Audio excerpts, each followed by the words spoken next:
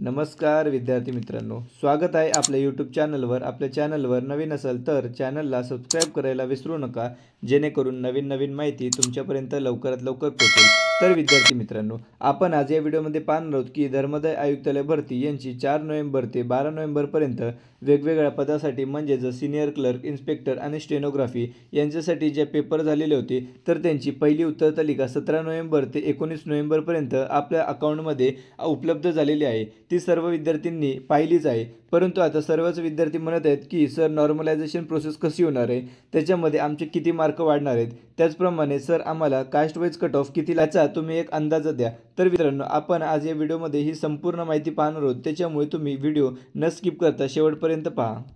त्याआधी विद्यार्थी मित्रांनो सांगू इच्छितो की हे आपलं टेलिग्राम चॅनल आहे, स्पर्धा परीक्षा अपडेट विथ शुभम, आणि मी अधिकारी असा लोगो आहे। आपल्या टेलिग्राम चॅनलची लिंक यूट्यूबच्या डिस्क्रिप्शन बॉक्समध्ये सुद्धा देत आहे। आपल्या टेलिग्राम चॅनलला जॉईन करायला विसरू नका, कारण की स्पर्धा परीक्षा उपयुक्त असणारे सर्व मटेरियल तसेच नवीन भरतीबाबत सर्व माहिती तुम्हाला येथेच मिळणार आहे। त्याचप्रमाणे जर काही डाऊट असतील तर आपण येथे इंस्टाग्रामची लिंकसुद्धा दिलेली आहे, आणि आपण व्हिडिओच्या शेवटी आपला नंबरसुद्धा देणार आहोत। त्याच्यावरती म्हणतात की सर आमच्या शिफ्टमधला हा प्रश्न चुकलेला आहे, आम्ही आक्षेप कसा घ्यायचा। तर विद्यार्थी मित्रांनो, जेव्हा तुम्ही तुमचं अकाउंट लॉग इन कराल तेव्हा तुम्ही अप्लाय पोस्टवर जाल, त्याच्यानंतर तुम्हाला बघा तुम्ही जे ते रिस्पॉन्स शीट डाउनलोड केली आहे त्याच्या बाजूलाच ऑब्जेक्शन लिंक ओपन झालेली असेल, त्या ऑब्जेक्शन लिंकवर तुम्ही क्लिक करून तुम्ही ऑब्जेक्शन घेऊ शकता। तर बघा आपण काही 2-3 प्रश्न बघणार आहोत की त्यांच्यावर ऑब्जेक्शन घेऊ शकतो। तर पहिला प्रश्न आहे, खालीलपैकी कोणत्या घटना दुरुस्तीने गोवा भारताचा भाग बनला आहे। तर याचं उत्तर TCS कंपनीने 16 दिलेलं आहे, परंतु याचं उत्तर ही 12वी घटना दुरुस्ती आहे। त्यानंतर आपण जर पुढील प्रश्न बघितला तर महाराष्ट्राची आर्थिक पाहणी 2024-25 नुसार 2023-24 मध्ये राज्याच्या भौगोलिक क्षेत्राच्या किती टक्के भाग निव्वळ पीक क्षेत्र म्हणून आहे। तर याचं उत्तर TCS कंपनीने 53 दिले आहे, परंतु याचं उत्तर हे 63 नसून जर आपण गुगलवर बघितलं तर त्याचं उत्तर आहे 42.8% इतकं राहणार आहे। त्याच विद्यार्थी मित्रांनो, तुम्हाला अजूनही प्रश्न जर आक्षेपार्ह दिसले असतील तर तुम्ही तुमच्या अकाउंटमधून त्यांच्यावर आक्षेप घेऊ शकता, ऑब्जेक्शन घेऊ शकता।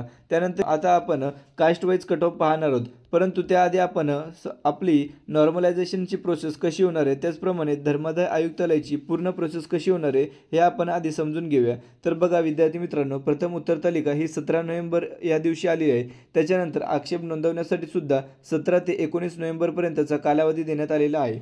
त्याच्यानंतर विद्यार्थी मित्रांनो, दुसरी उत्तर तालिका येत असते, परंतु दुसरी उत्तर तालिका ही बरेच विद्यार्थी म्हणतात की 10 ते 15 दिवसात येईल, परंतु असं नसतं। दुसरी उत्तर तालिका येण्यासाठी खूप वेळ लागत असतो, म्हणजेच जवळपास 1 महिना तरी लागतोच। म्हणजेच विद्यार्थी मित्रांनो, जर 17 नोव्हेंबरला पहिली उत्तर तालिका आली असेल तर दुसरी उत्तर तालिका ही आपल्या अकाउंटमध्ये 17 ते 20 डिसेंबरपर्यंत येण्याची शक्यता आहे। त्यानंतर दुसरी उत्तर तालिकानंतर नॉर्मलायझेशन प्रोसेस होते। ही नॉर्मलायझेशन प्रोसेसमध्ये कोणाचे किती मार्क वाढतात हे आणि कसे वाढतात हे आपण पुढे बघणार आहोत। त्यानंतर नॉर्मलायझेशन प्रोसेस झाल्यानंतर आपल्याला एक गुणवत्ता यादी प्रसिद्ध केली जाते। या गुणवत्ता यादीमध्ये सर्वच विद्यार्थ्यांना किती मार्क मिळालेले आहेत हे दिसते। त्यानंतर विद्यार्थी मित्रांनो, तुमची तात्पुरती निवड यादी लागते, त्यानंतर कागद पडताळणी होते, आणि अंतिम निवड यादी लागल्यानंतर तुम्हाला नियुक्तीपत्र दिले जाते। ही संपूर्ण धर्मादाय आयुक्तालय भरती याची संपूर्ण प्रोसेस आहे। त्यानंतर विद्यार्थी मित्रांनो, आता आपण पाहूया की नॉर्मलायझेशनमध्ये कोणाचे किती मार्क वाढणार आहेत। तर बघा विद्यार्थी मित्रांनो, सीनियर क्लर्क याच्या 2च शिफ्टमध्ये पेपर झाले होते, ते म्हणजे 4 तारखेला सकाळी आणि दुपारी या 2 शिफ्टमध्ये झाले होते। त्याच्यामुळे सीनियर क्लर्कमध्ये ना नॉर्मलायझेशनचं एवढं इम्पॅक्ट पडणार नाही आहे। म्हणजेच जर एखाद्या विद्यार्थीला 165 मार्क मिळालेले असतील तर त्या विद्यार्थ्याचे हार्डली 5 ते 6 मार्काचं प्लस होतील किंवा 2 ते 3 मार्कच प्लस होतील, परंतु जी नॉर्मलायझेशनची प्रोसेस आहे ती सर्वात जास्त प्रभावी ठरणार आहे ती इन्स्पेक्टर या पदासाठी, कारण की विद्यार्थी मित्रांनो, इन्स्पेक्टर या पदाची 6 ते 12 नोव्हेंबर अशा 6 ते 7 दिवसांमध्ये पेपर आयोजित केले होते। त्याच्यामुळे विद्यार्थी मित्रांनो, इन्स्पेक्टर या पदामध्ये जर आपण नॉर्मलायझेशनची प्रोसेस बघितली तर एखाद्या विद्यार्थ्याला 60 मार्क मिळाले असतील तर त्याचे 10 ते 12 मार्क प्लस होऊ शकतात किंवा कमी होऊ शकतात। हे तर तुम्ही लक्षात घ्या की नॉर्मलायझेशनमध्ये फक्त आपले मार्क वाढतातच असं नाही, तर आपले मार्क कमीसुद्धा होऊ शकतात। त्याच्यावर डिपेंड असतं तर आपण कोणत्या शिफ्टमध्ये पेपर दिलेला आहे, ती शिफ्ट कशी आहे, इझी होती की हार्ड होती। जर विद्यार्थी मित्रांनो ती शिफ्ट हार्ड असेल तर आपले जास्ती मार्क वाढतात, परंतु जर ती शिफ्ट सोपी असेल तर आपले जास्ती मार्क वाढत नाही. तरी निरीक्षक या पदासाठी माझ्या अंदाजानुसार 10 ते 12 मार्क नॉर्मलायझेशनमध्ये वाढण्याची शक्यता आहे. त्याच्यानंतर विद्यार्थी मित्रांनो, चला आता आपण कास्ट वाईज कट ऑफ बघणार आहोत.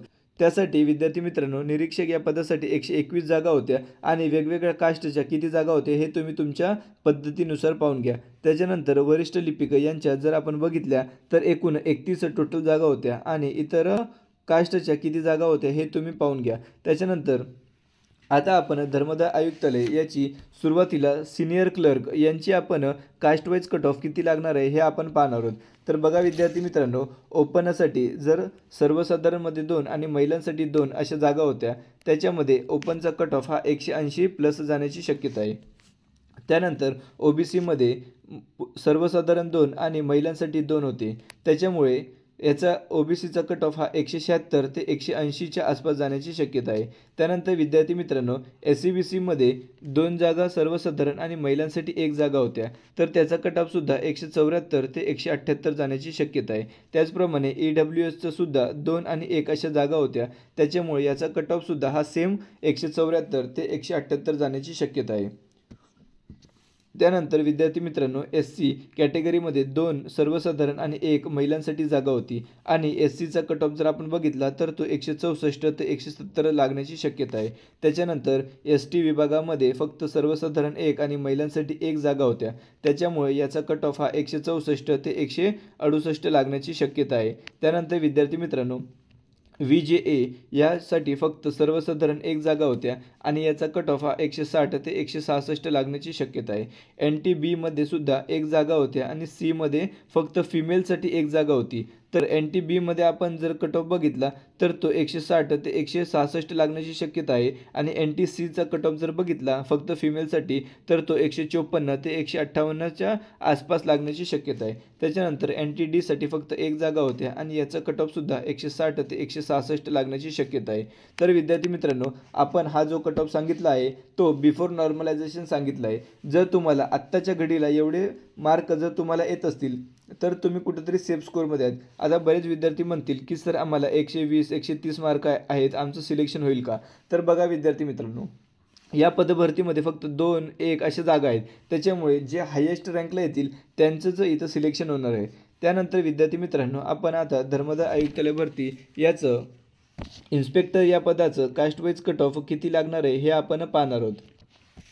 तर बघा विद्यार्थी मित्रांनो, आपण इथे ओपनच्या सर्वसाधारण 11 आणि महिलांसाठी 11 जागा होत्या आणि याचा कट ऑफ जर बघितला तर तो 180 ते 182च्या आसपास जाण्याची शक्यता आहे.